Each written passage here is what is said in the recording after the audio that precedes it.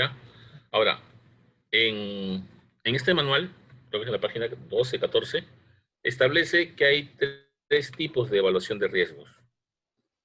Tres tipos. ¿Ok?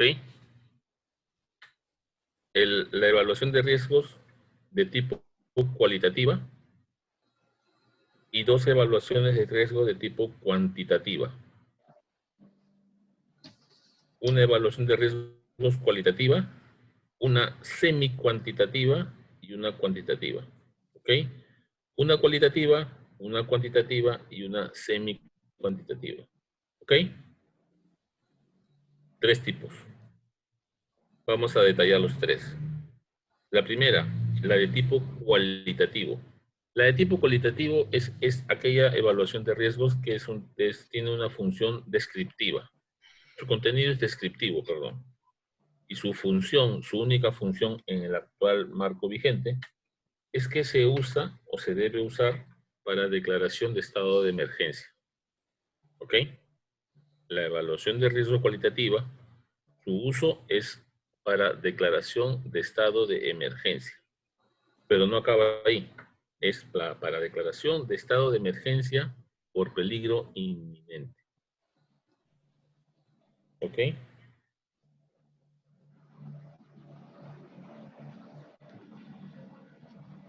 La de tipo cualitativa. Y esa evaluación de riesgos tiene un nombre. Se llama informe preliminar de riesgos. ¿Ok? Informe preliminar de riesgos. La pregunta sería, ingeniero, ¿y cuándo puedo usar un informe preliminar de riesgos para declarar declarar en emergencia por un peligro inminente? ¿Cierto? ¿Cómo lo podrían aplicar? Porque normalmente yo declaro en emergencia porque ya se me cayó el cerro encima. ¿Cierto? En Pero, Chosica puedo declarar en emergencia todo el tiempo porque todo el tiempo tengo el peligro latente. Sí, pero tienes declaración de algo ahí. Tienes el estudio técnico que diga que ese cerro está por caerse. Lo que están, por ejemplo, encima de la cantuta. A estudios tengo puntualmente uno, creo, pero no, realmente no dice que necesita un detonante. Allá, entonces, el peligro inminente se va a configurar en época de lluvias. Normalmente más pasa por ahí. Ok, no sé si lo han visto, pero les comento. Ayer, no fue ayer, fue el miércoles. El miércoles ya salió publicado. En CNPRED, en la página web de CNPRED y en nuestras redes sociales, ya fue publicado el escenario de riesgos por bajas temperaturas para el periodo mayo-julio. Entonces, todas las zonas que se van a ver afectadas por bajas temperaturas, bueno, obviamente en la zona sur del Perú, ya están identificados. Entonces, si yo, mi distrito, por decir algo, Candarave en Tacna, mi distrito está en ese escenario de riesgos en color rojo, ¿qué significa? Que estoy en muy alto riesgo para presentar en mi distrito bajas temperaturas. Entonces podría generar muy un alto. informe preliminar de riesgo para intervenir por peligro inminente. El escenario me está dando la base, la pista, el piso para que yo genere actividad e intervenga ahí. ¿Ok?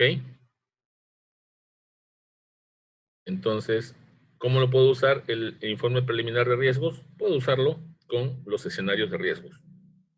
El escenario de riesgos que ahora tiene tres temporalidades. El de corto, bueno, el de bien corto, el diario, el de cada 3, 4, 5 días y el de temporada, hay 4, y el del año, el multisectorial, perdón, el grande.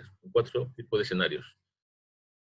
Entonces, mi informe preliminar de riesgos lo podría usar o lo puedo usar o lo debo usar teniendo como base mis escenarios de riesgos, donde me dan muchas probabilidades a que se desarrolle algún fenómeno. En este caso, acaba de salir el de bajas temperaturas, allá.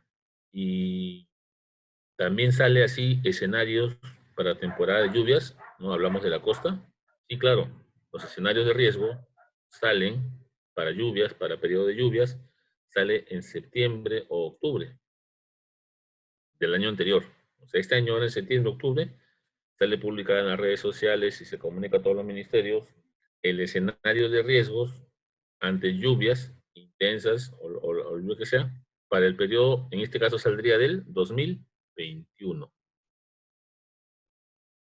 Allá, entonces, esa sería la utilidad de mi primer tipo de evaluación de riesgo, que es el informe preliminar de riesgos, que es un estudio de tipo cualitativo. Sí, allá, ahí uso eso. ¿Y necesito todo este tipo de mapas? Sí, pues necesitas de alguna manera caracterizar tu peligro. Allá, pero entonces, ¿tengo que hacer un estudio de evaluación de riesgos? No, no. Vas a usar como fuente el escenario de riesgos. Hay una diferencia, aparte de la metodología de detalle, entre un escenario de riesgos y una evaluación de riesgos. ¿Cuál es la diferencia? En la evaluación de riesgos es un estudio básicamente de tipo puntual. Hablamos un momento, ¿no? De un sector, de un grupo de casas. Hasta ahí llega a elevar. Escala de trabajo normal recomendada, 1 en 5.000. Máximo en zonas rurales, donde son las zonas abiertas, 1 en 25.000. Más de eso no es EVAR, sale de la norma y no tiene valor. Ah, pero me pueden preguntar, mi ingeniero, pero y yo quiero tener un mapa de riesgos de mi distrito. ¿Cómo lo puedo hacer eso?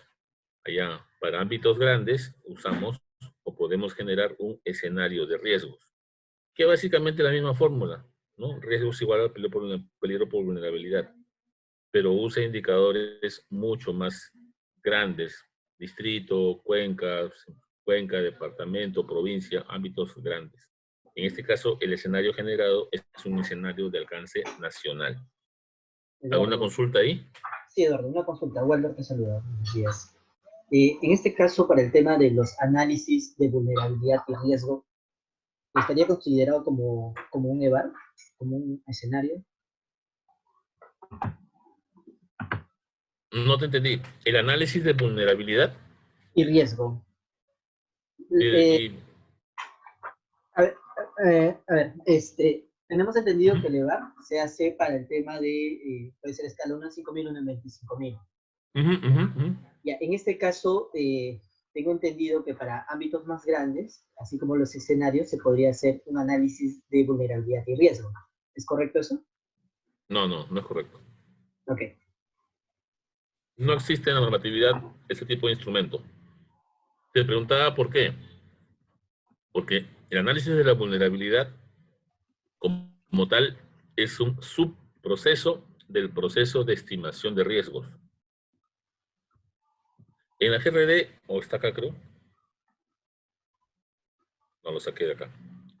En la GRD, cuando se promulga la ley, se divide la GRD en 7 partes, en 7 procesos, del 1 al 7, ¿ok? El primer proceso es el proceso de estimación de riesgos. Y ese proceso, por algo es el primero, y es el base de todos. ¿Por qué es el base de todos? Porque este proceso de estimación de riesgos es el proceso en el cual se genera el conocimiento del riesgo.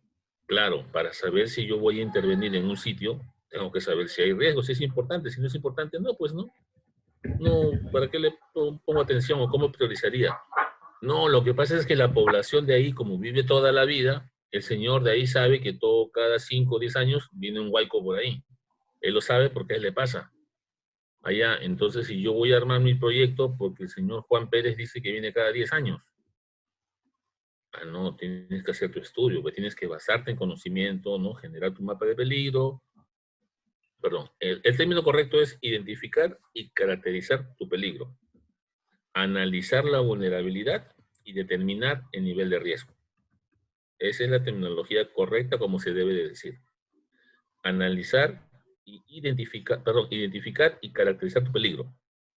¿Okay? Lo identificas y lo caracterizas. Peligro. La vulnerabilidad la analizas. Analizas la vulnerabilidad. Y de la intersección de los dos determinas el nivel de riesgo al cual está expuesto una población, un predio, el objeto de estudio de evaluación. Ese es el término correcto. Entonces, en el proceso de estimación de riesgos, el proceso grande, el proceso, así como reconstrucción, el proceso grande, ese proceso tiene sus procesos.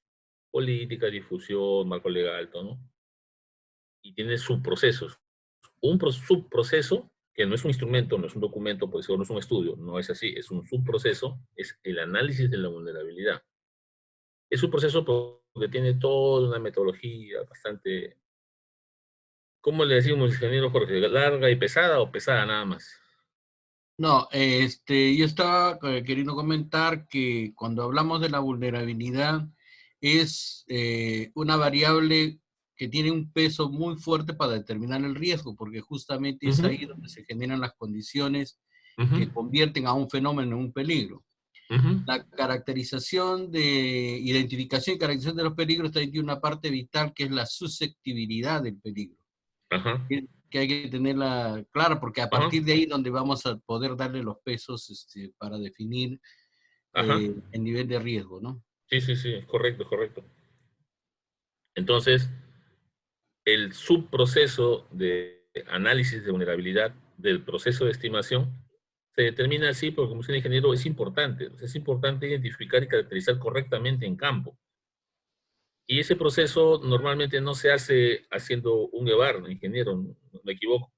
Hay una experiencia acumulada en campo que tiene que cumplirse, ¿no? Caracterizar correctamente, identificar las condiciones de las edificaciones. Hay un montón de terminología que hace que este subproceso sea importante. No, no es más que los demás, pero es bastante resaltante, ¿no?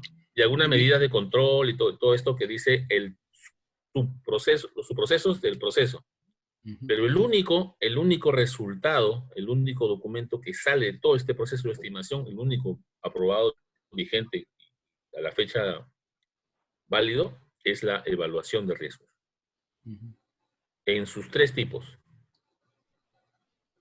No hay otro proceso. Y la pregunta va a venir de por sí de ustedes. Ingeniero, pero yo he escuchado por ahí que dicen que hay un análisis de riesgo y que tiene el aval de CENEPRED. ¿Lo han escuchado? Ya, continúe. Ingeniero, ¿algo iba a comentar? no, sí que en la vulnerabilidad hay que tomar en cuenta dos miradas. Una es por exposición, lo que existe, lo que vemos. La otra tiene que ver como proceso, o sea, cómo se construyó esa vulnerabilidad, porque ahí vamos a determinar si hay capacidad de resiliencia, no hay capacidad de resiliencia en la población, Sí, sí. para poder dar el dimensionamiento adecuado pues, a la vulnerabilidad. Sí, sí, correcto. Entonces, volviendo a lo que le decía. Ingeniero, pues usted dice que tengo un proceso que se llama estimación, ¿ok? Estimación de riesgos. Tengo subprocesos y un subproceso es análisis de vulnerabilidad, como menciona el amigo. Entonces, es un estudio, pues, ¿no? Análisis de vulnerabilidad. No, no, no. Es un subproceso. El único producto que sale de ese proceso de estimación de riesgos, la única criatura que sale de ahí, es una criatura que tiene tres tipos distintos por decirle, por tipos. Es una misma evaluación de riesgos, pero con tres características distintas. El primero es un tipo cualitativo, uno semi-cuantitativo y cuantitativo. Allá. El que usted nos acaba de describir es el cualitativo, sí, es el informe preliminar de riesgos. Allá. Y es parecido al EVAR, sí es parecido al EVAR, solo que en la evaluación de riesgos prevalece, en el caso del peligro, la susceptibilidad del terreno, que es una fórmula conocida y socializada por el INGEMET.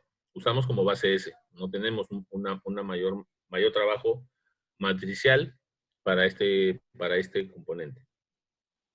Entonces, el informe preliminar de riesgos es uno de los productos de evaluación de riesgos, ya es uno de los tres tipos.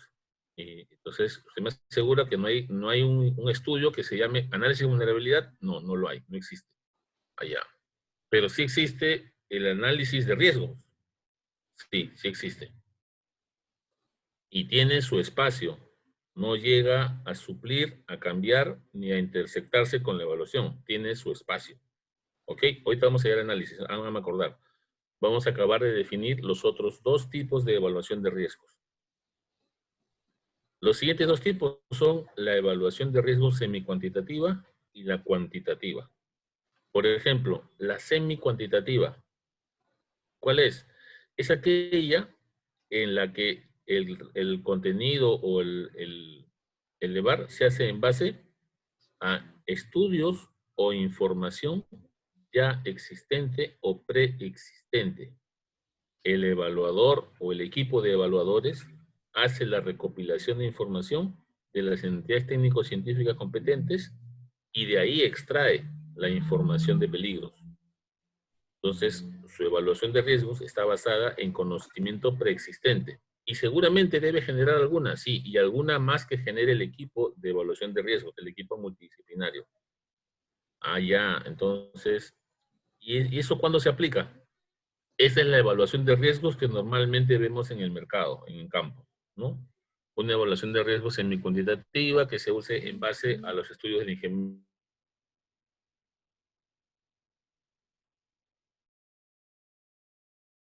Elevar cuantitativo.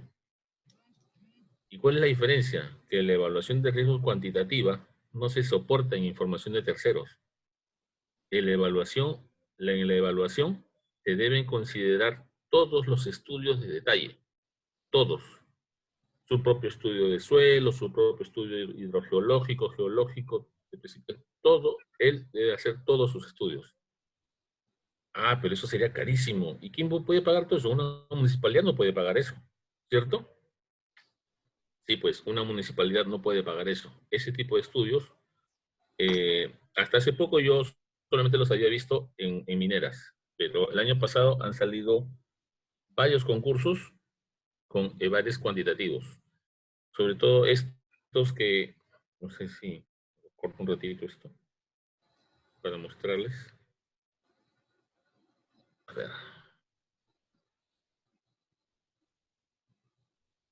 Acá está. El Programa Nacional de Saneamiento Urbano, el año pasado, a lo que yo he visto, ha sacado para La Libertad, Arequipa, Ayacucho, Chiclayo, Nuevo Chimbote y Tambopata, Madre de Dios.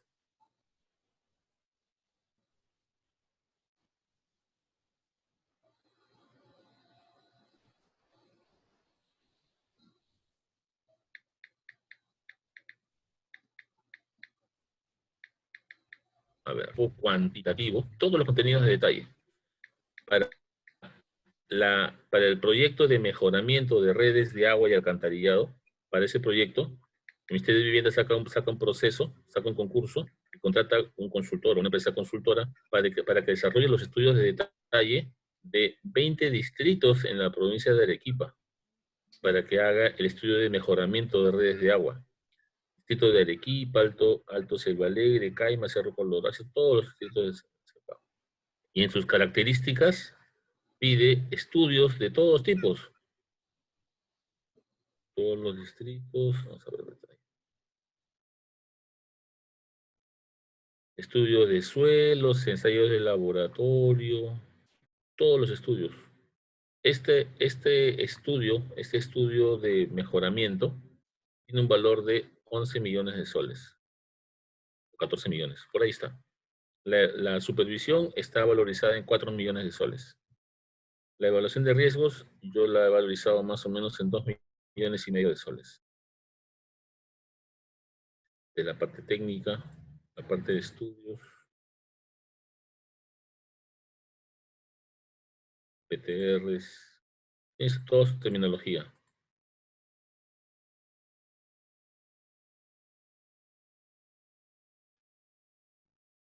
Todo esto lo pueden sacar del CAC, todo está ahí.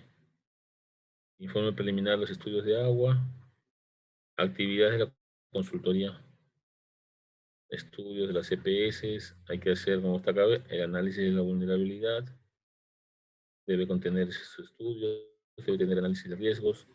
Dentro del TR estoy, por ejemplo, ICP, acá dice realizar la evaluación de riesgos y análisis de la vulnerabilidad de los sistemas existentes de agua potable y alcantarillado, así como los referidos al entorno encontrados en la localidad del ámbito de la zona de estudio, en función a la guía de evaluación de riesgo, perdón, en evaluación de la guía de evaluación de riesgo en el sistema de abastecimiento de agua potable y alcantarillado, aprobado por resolución jefatura del CNPRED, la 050 del 2018.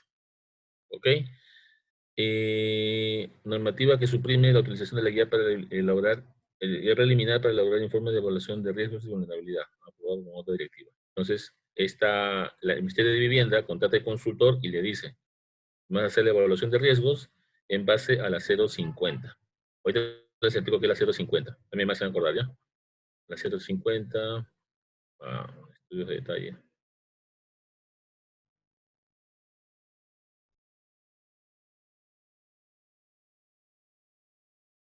Acá está.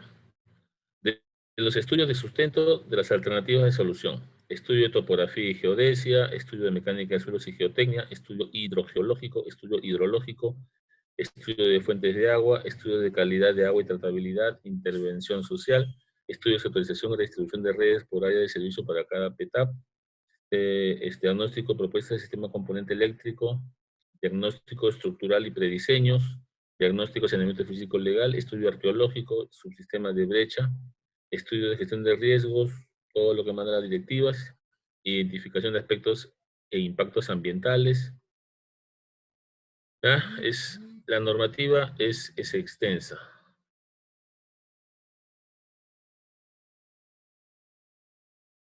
A ver, regresamos acá. Eduardo, una consulta. Sí, Por ejemplo, cuando hablamos de costos elevados, también estaría en referencia a la magnitud o la escala del estudio que esté realizando, ¿no? Porque si es un estudio puntual, por ejemplo, de caída de rocas, deslizamientos, de repente no implica tanto generación de gastos, entre comillas, ¿no? Como un estudio de mayor escala, ¿no? ujú. Sí, es correcto. El costo lo vamos a ver un poquito más adelante. Vamos a tratar de hacer una estimación de costos. Como ven, este estudio es de detalle. Acá no ha contratado el consultor para que saque información del INGEMET. No, tú tienes que hacer los estudios. Estamos hablando de Arequipa. Estamos hablando de 20 distritos que componen la ciudad de Arequipa. Para mejorar la red de alcantarillado, tienen que hacer el estudio de riesgos. Y dice que tienen que hacer la evaluación de riesgos, o nos lo decía más arriba, de 3 fenómenos, y tienen que evaluar el área de cobertura de su red, la infraestructura existente y la proyectada. Entonces, pues si son 20 distritos, ¿cuántos EVARes son? No es un EVAR solo. No, pues no es un EVAR solo, porque el EVAR tiene una escala máxima. Es uno en 25.000 de zona rural, de zona urbana, debe ser uno en 5.000. Pero en 5.000 no va a entrar uno solo, ¿no? Pues no es uno solo. Calculemos. Bueno, el consultor me llamó y coordinamos esto. Si yo intento hacer un EVAR por cada metro, por cada cuadra, es una locura, no se va a acabar nunca. Entonces, ¿qué podría hacer?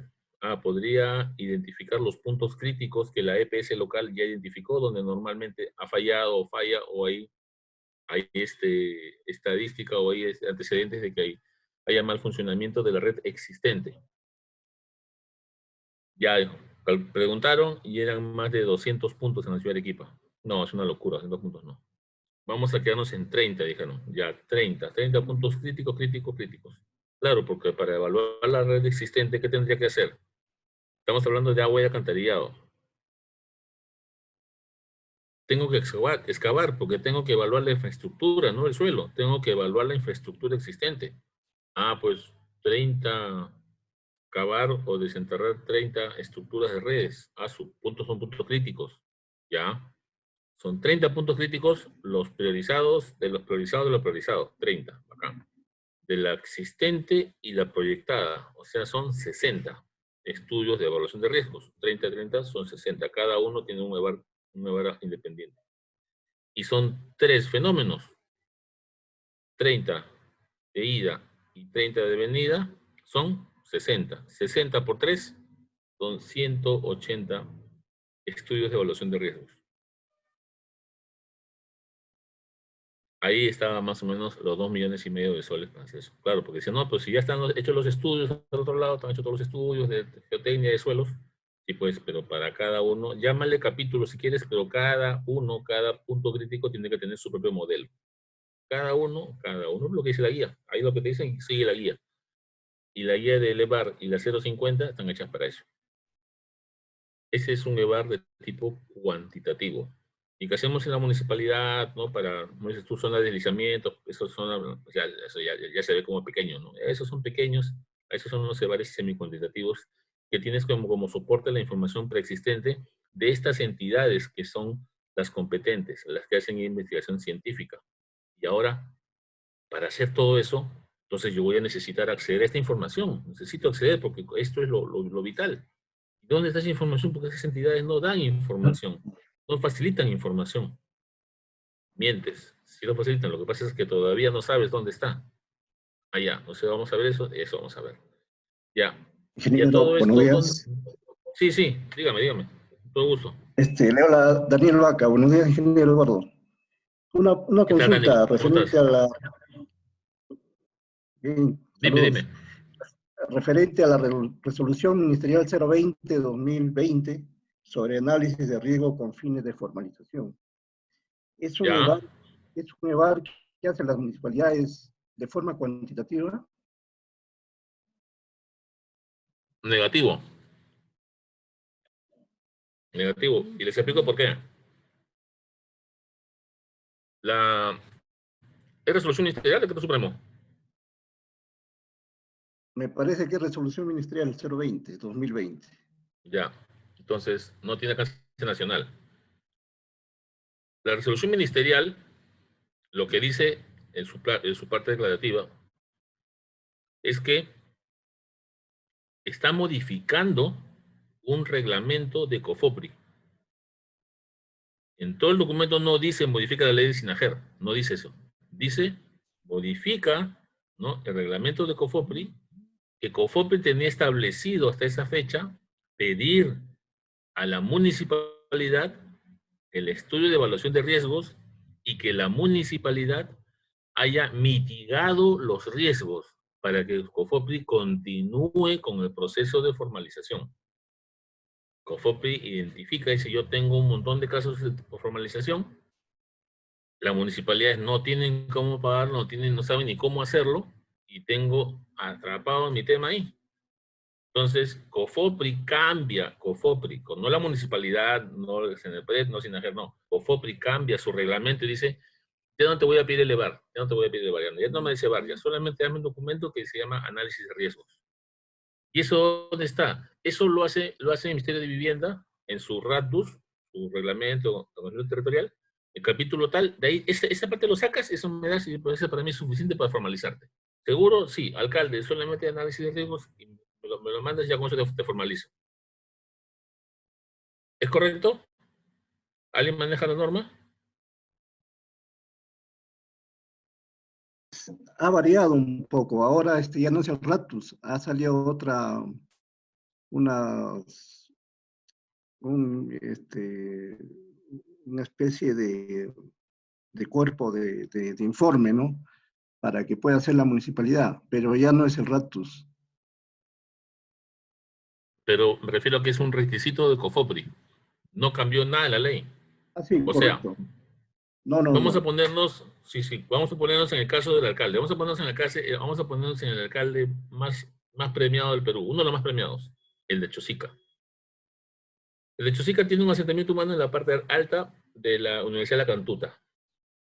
Y COFOPRI no le da título de propiedad. Y la gente se inunda cada vez que hay una temporada de lluvias y el alcalde no hace nada por ayudarlos. El alcalde dice, yo no te puedo ayudar porque no estás en un terreno formalizado. Yo no puedo hacer gasto público porque es un terreno que todavía es informal. ¿O me equivoco? La municipalidad no puede hacer intervención en zonas que no tienen formalización, ¿cierto? Ok. Entonces, el alcalde dice, yo no puedo gastar ahí porque viene COFOPRI y dice, no te preocupes, yo te formalizo. Te formalizo y automáticamente a partir de ahí el alcalde ya tiene que hacer gasto y puede ejecutar proyectos, obras en general. ¿Sí? ¿Alguien quiere intervenir? No, iba a decir de que desde 2011, de acuerdo a la 29664, ningún alcalde, ninguna entidad del Estado puede invertir en una zona donde se evidencia que hay riesgo, porque esa es una acción penal o una acción de proceso que tendrían que enfrentar. Por eso Así es. algunos alcaldes ya ahora tienen miedo, entonces no intervienen o no hacen obras o no brindan servicios justamente para desalentar ese tipo de procesos de ocupación. Es más, Claro. en el caso de la Cantuta, esa quebrada, se supone que es competencia de la ANA definir el riesgo de esa quebrada. El área de faja marginal. El área de faja marginal. Entonces no es competencia municipal definir la faja marginal, sino de la ANA. Entonces Ajá. ya es Ajá, una ajá. interacción Sí, sí. con el sector. Claro, cierto. Lo cierto es que el alcalde, como alcalde, como dice usted, no puede promover inversión en zonas con alto riesgo. ¿Ok? Estamos de acuerdo. El alcalde, ¿cómo promovería, cómo promueve este tipo de ocupaciones informales? Un alcalde normal.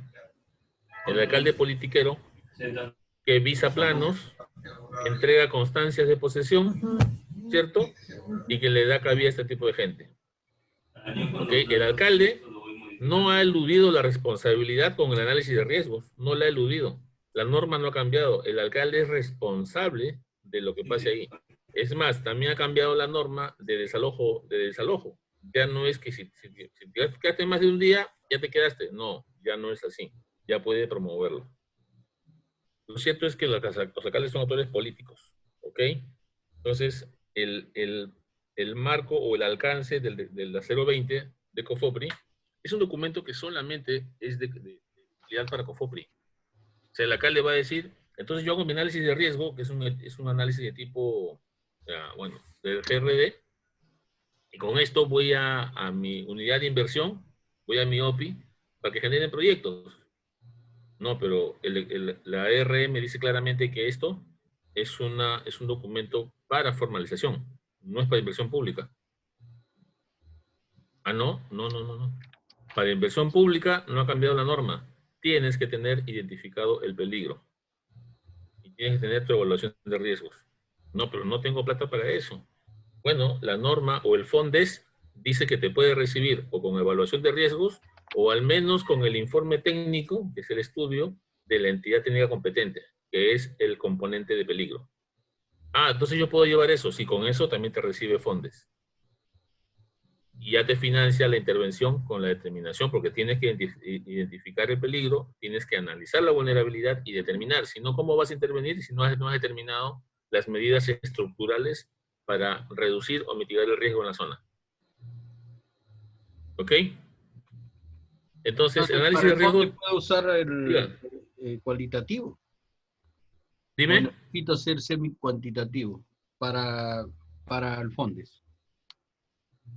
Para el FONDES te pide EVAR semi-cuantitativo, no cualitativo, y o normalmente lo que las entidades llevan es los estudios del INGEME, del IGP, los informes técnicos. En el caso del ANA, lo que te reciben con las fichas técnicas de campo.